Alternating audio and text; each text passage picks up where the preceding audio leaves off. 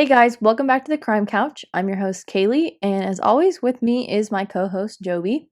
Hey guys. Today, we're going to be sharing with you a case that honestly still angers me to this day, and it kind of has the same energy as the O.J. Simpson case because it was very popular in the media, and before the trial even began, the entire country turned against them and was convinced that they're guilty. However, they were not charged for these crimes and were found innocent by a jury. Today, we're going to be talking about Casey Anthony and the murder of her daughter, Caylee Anthony.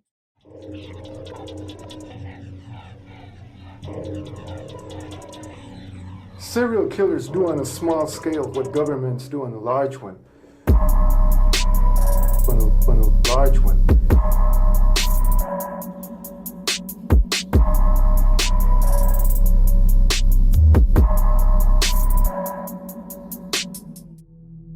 In 2008, the media and the entire country was distraught by a horrific murder and cover-up that occurred in Orlando, Florida. Casey Anthony was the mother to an adorable 2-year-old little girl known as Caylee Anthony. She was born on August 9, 2005, and when Casey got pregnant, she denied it to her family throughout the entire pregnancy. There have been a few suspicions as to who Caylee's father was, such as her short-term fiance, Jesse Grund, and a former boyfriend of Casey's who was reported to have died in a car accident. However, the public doesn't really know for sure. Casey was 22 years old, and it is unknown the kind of living situation that was provided to Caylee up until 2008, when the family became more well known to the media. Caylee was raised by her grandparents, Cindy and George Anthony, for the majority of her life since Casey was so young and not prepared at the time to be a mother. On Father's Day, June 15, 2008, there was reported to be a family argument that occurred between Casey and her parents, and on June 16th, Casey ended up taking her daughter and running off, leaving her parents at home. Their whereabouts are unknown, and no one really seems to mention anything until exactly 1 month later, on July 15th, 2008, when Cindy, Caylee's grandmother, called the police to report her granddaughter missing. 4937 Hope Spring Drive. 4937 Hope Springs Drive, Orlando. Okay, what's happening? I have someone here that I need to be arrested in my home. They're there right now? I have a possible missing child. I have a 3-year-old that's been missing for a month. A 3-year-old? Yes. Have you reported that? I'm trying to do that now, ma'am. Okay, what did the person do that you need arrested?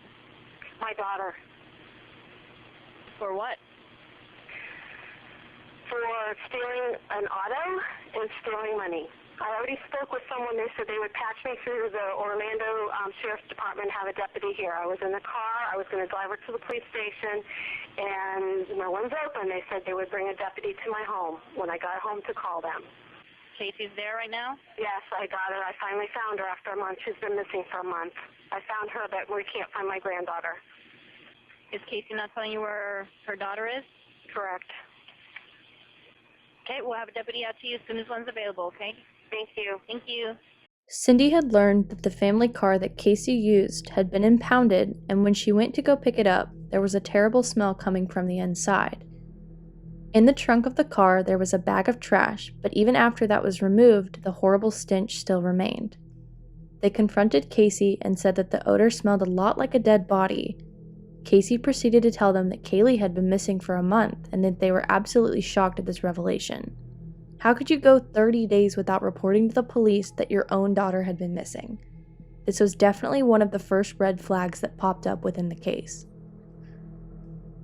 A day later, on July 16th, Casey Anthony was arrested, and she led investigators on one of the biggest wild goose chases I've ever seen. She proceeded to tell police that Caylee had been kidnapped by a lady named Zenaida Fernandez Gonzalez, who Casey said was Caylee's nanny at the time.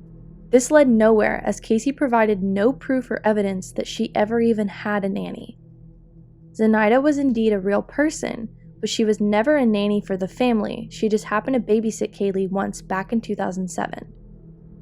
Casey also claims that she met Zenaida in 2006 back at Universal Studios, where Casey claimed to have worked for a short time. Casey was just continuing to make these false accusations involving Zenaida and trying her best to get the police to focus their attention on somebody else. The nickname that was claimed to be used for Zenaida was Zanny the Nanny, and this sparked a lot of rumors revolved around drugs. It was assumed that Zanny was being used as a code word for Xanax, a popular drug. Casey denies that she has ever used, seen, or even been around Xanax at all. As soon as this was all made public, Zenaida wasted no time to file a defamation lawsuit against Casey, claiming that this entire story was untrue and just a fabrication. The investigators made a list of these locations that Casey told them, and on July 16th, that same day, Casey went with detectives to Universal Studios, where she was supposed to take them to her alleged office that she used to work at. As they walked around Universal Studios, the detectives met with a supervisor who proceeded to tell them that neither she nor any of her made-up imaginary friends had ever worked there. She led them all the way there only to tell them herself that she never worked there and admitted that to the detectives. They immediately placed her under arrest and took her back into custody, and here I'm going to insert a clip of the detectives talking to Casey after this revelation. Since I left you this morning, I've gone to every address that you've told me. I came over here, I've already talked to all the employees. I found out all these names that you're giving me are people that either never worked here or have been fired here for a long time ago. Okay, so where we are right now is in a position that doesn't look very good for you. Because obviously I know, and you know, that everything you've told me is a lie, correct? Not everything that I told you. Pretty much everything that you've told me, including where Caylee is right now.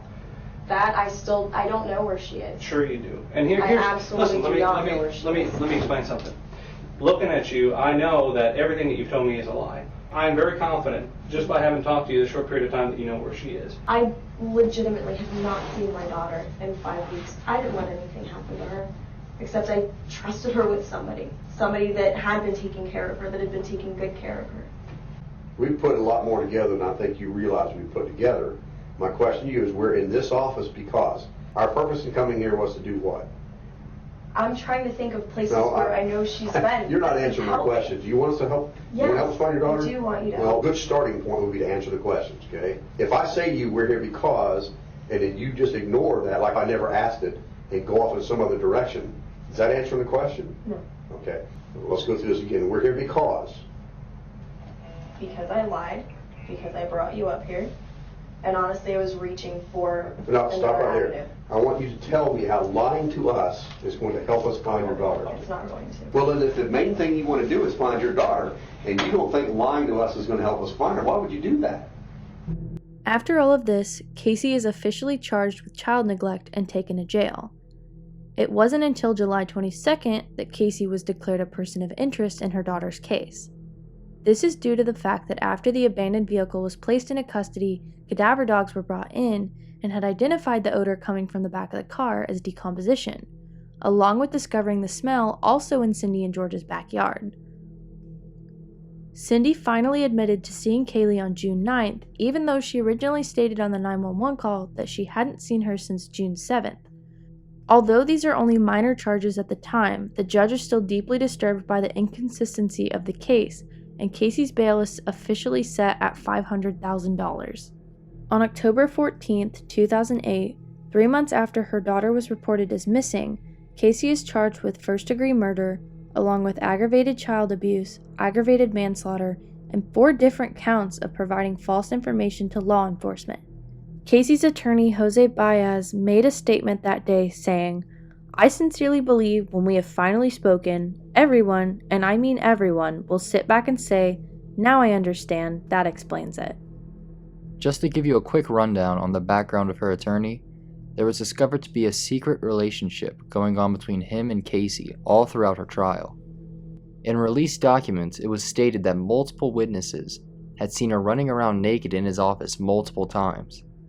Dominic Casey was a man who once worked for Jose Baez, and when his statements came out against Jose about the misconduct, he quickly denied them. It was said that Casey had felt the need to participate in these sexual acts due to her not having the money to pay him for his services. The misconduct continued to escalate throughout 2008, and eventually Dominic Casey terminated his services within the Baez law firm. Hi there, I'm Megan.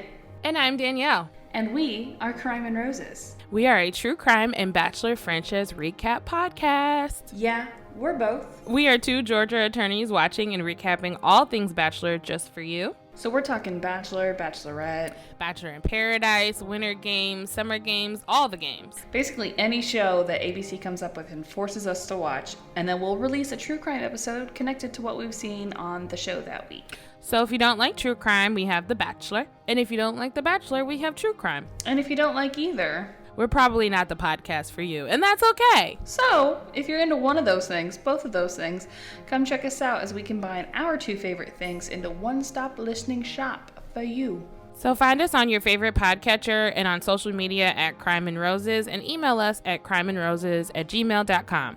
Bye! Love you, mean it!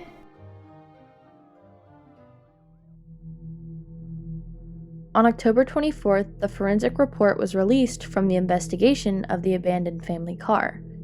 The report showed that there was a single strand of hair found in the vehicle that matches hairs found in Caylee's hairbrush. These hairs also happen to show characteristics of decomposition.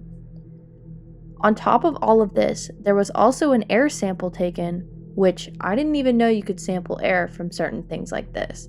And the chemicals found in the air were consistent with the chemical compounds found in decomposition as well. It wasn't until December 11th, 2008, almost 5 months after Caylee was reported missing, a horrific discovery was made public that the skeletal remains of Caylee Anthony were found in a bag in a wooded area less than half a mile from the Anthony home. The Orange County medical examiner, known as Dr. G, stated in her autopsy findings that the bones showed no evidence of trauma and that Caylee's official death is to be ruled a homicide by undiscovered means. These results got even stranger the more that they were revealed. The skull was discovered to be covered in duct tape around the mouth, nose, and jaw, but because of the advanced stage in decomposition, the investigators and coroner are unable to tell the specific cause of death. Soon after the detectives found Caylee's body, they escorted Casey into the medical unit at the jail to let her see for herself the moment that her daughter's remains were found. This was a recorded video that was found, and it was presumed that they recorded her at this moment so that they could see her true reaction. She is seen in the video grasping her stomach and slowly rocking back and forth and starting to breathe heavier. This new discovery continued to outrage the public, and there were multiple times that groups of people gathered outside of buildings that Casey was in, screaming at her and calling her a murderer. On April 13, 2009, the prosecutors started to pursue the path for the death penalty due to Casey's pure lack of interest in her daughter's case. There was also sufficient aggravated circumstances that justified this decision. On March 24, 2011, the trial started, and immediately the prosecution threw down a bombshell onto Casey. They stated that she is a young party girl who has no use for a 2-year-old daughter, and provided evidence to back up their statements, such as extensive shopping trips and the total lack of care for her daughter's disappearance. The defense's argument was also equally bizarre, when Jose, Casey's attorney, fired back with an extreme allegation that Caylee had drowned in the family pool and George, Casey's father, was trying to cover it up. Jose, without any actual proof, also claimed that George was molesting his own daughter Casey. Witness after witness took the stand in the following days, and the first one to go up was George, who denied ever molesting Casey, and also to ever trying to cover up the murder or having anything to do with it. A special witness named Simon Birch was called up, and Simon happened to be the manager of the towing company where the car was impounded, and stated his theory on the decomposition smell coming from the vehicle. Simon had worked with the towing company for the last 3 decades, the same one that impounded Casey's car, and has encountered multiple dead bodies within the time that he worked there. And his testimony was that the smell of Casey's car was consistent to those of the other dead bodies. Something interesting I discovered in my time of reading about the case was what one of the witnesses, a forensic expert, stated. On the stand, he proceeded to tell the courtroom how there were high amounts of chloroform detected in the trunk of the car. And what I didn't know is that chloroform is a chemical that's actually released during decomposition. It is not stated whether the chloroform was used on Caylee or if her body had just been producing it while decomposing in the back. This statement, however, was later contradicted by an FBI scientist who stated that the amount of chloroform that was found was the same amount that would be found in your everyday house cleaner.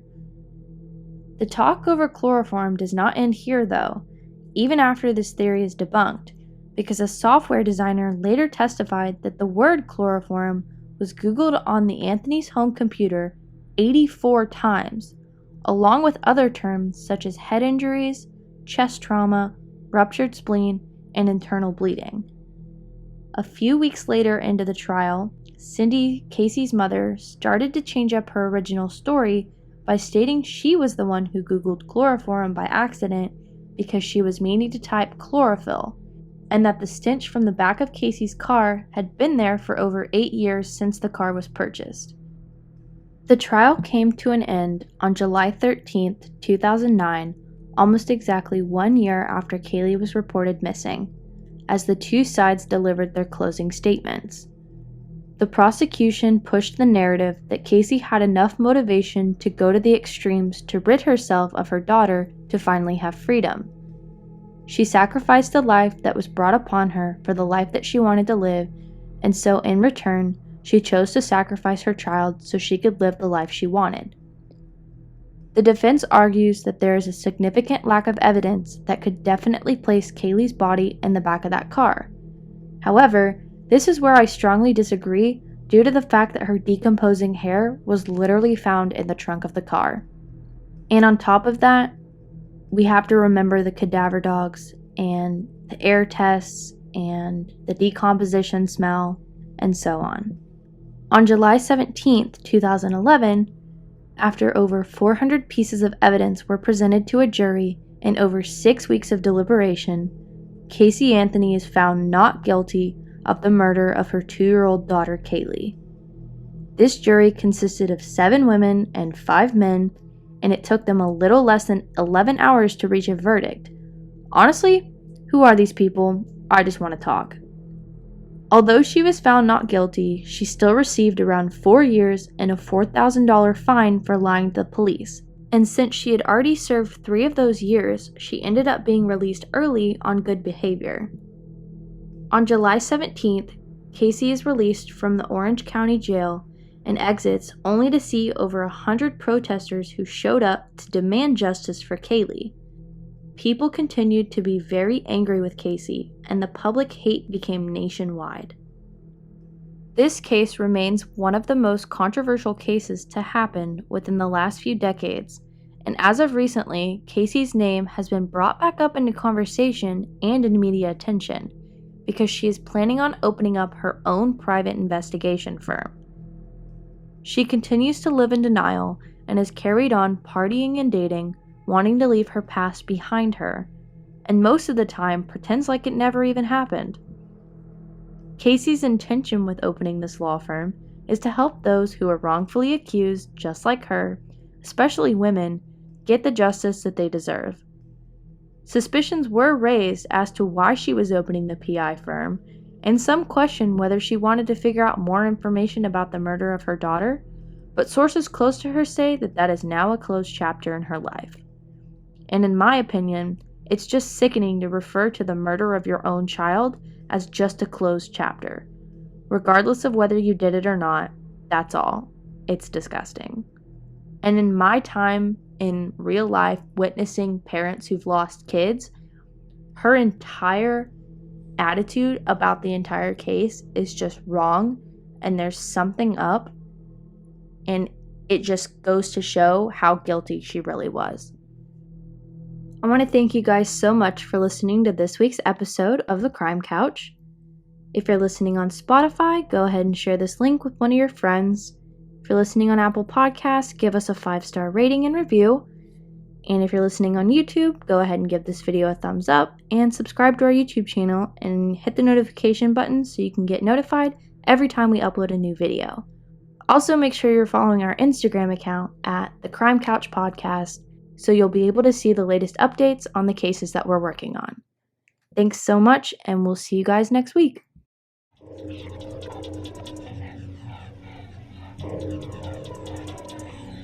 Serial killers do on a small scale what governments do on a large one. On a large one.